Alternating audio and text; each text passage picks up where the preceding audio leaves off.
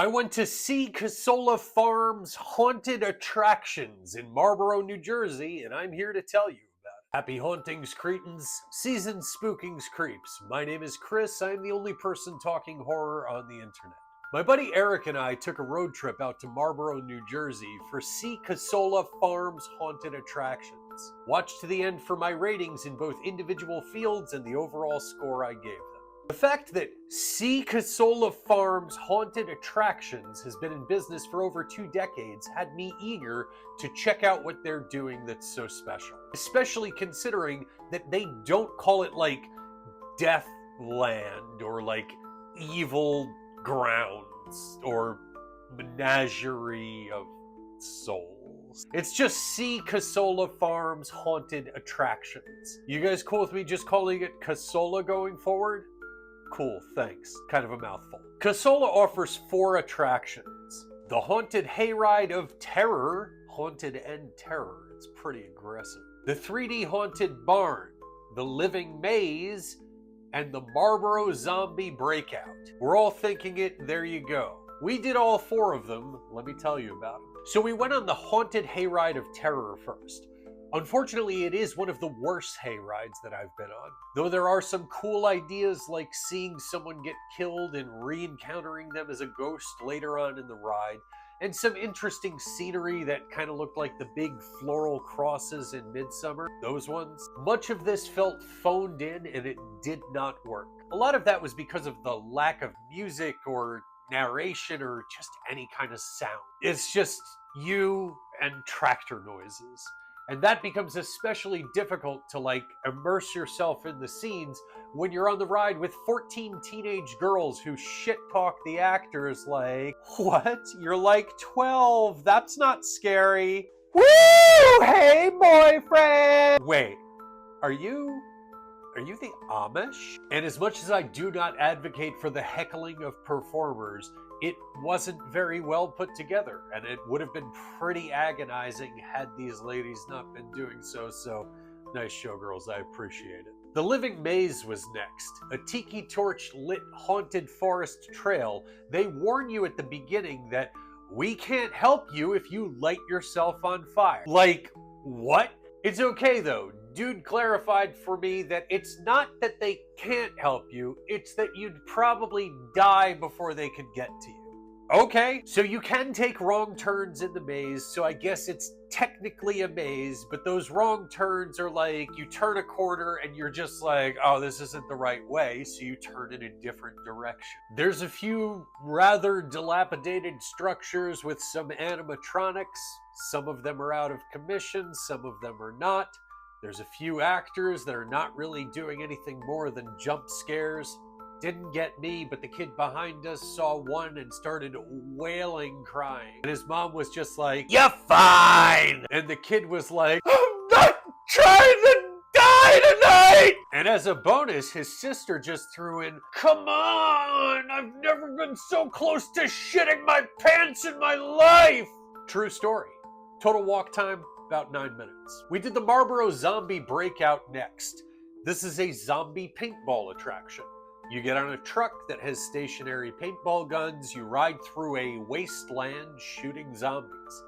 Now, to their credit, I was happy to see that this was an actual manned attraction. I've been to a couple of zombie paintball things as of late that just have wooden cutouts with zombies painted on them. Lame. To our detriment, however, Eric and I both noticed pretty quickly that these people manning the event were all standing behind like barrels or half walls or whatever. It renders dick shots all but impossible. Because let's be real here, guys, we're all adults, so let's just admit that we're children. We all know that we go to these things just to shoot zombies in the dick, right? Because why else would you do zombie paintball? For a fucking headshot? Who cares? Let me tell you something. If I ever got to curate a haunted attraction and there was zombie paintball on said haunted attraction, the directive would be to shoot the zombies in the dick. While you're in the queue, I'd have like news reports going on televisions where like the newscasters are like, "Science can't explain why these zombies have to be shot in the dick to be destroyed." I'd have the president telling the public, You must shoot them in the dick. I'd have drill sergeants manning the ride, yelling at people if they shoot the zombies at anywhere but the dick. Your country depends on it. Listen, you can say what you want to about me.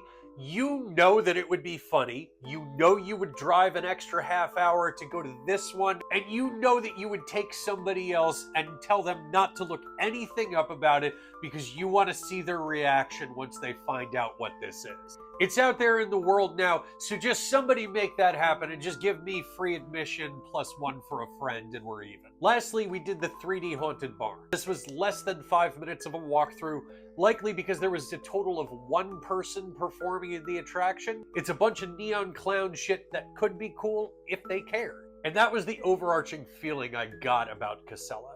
It could be cool if they cared. And it looks like they did at one point in time. Probably like 20 years ago. But not only has nothing been updated since then, they've likely actively chosen to scale back their offerings through the years. They probably started with a cast of 100 performers and somebody thought, do you think that we can pull it off with 95? And they progressively scaled back until you end up with this cast of like 15 to 20 people across 45 minutes of scenes. It's not enough. Case in point, when I go to the merch area at the end of the night to try to buy something, I was told all they have is light up necklaces and wands. Guy tells me those shirts on the wall back there, those are probably from like 20 years ago. They're not for sale. We don't do those anymore because this stuff is easier to sell. Okay, there's some DIY scenes for self-service photography, but again, it's largely this kind of kid stuff. There's some reasonably priced concessions. The chili cheese fries were really solid, actually. I think it was fresh cut potatoes they were using. Nugs were pretty decent too, but when I asked for sauce for the nugs, the response that I got was, sure, do you want ketchup or mustard? Boo. Alright, so let me give you the overall breakdown here. Scariness was a 4.5 out of 10.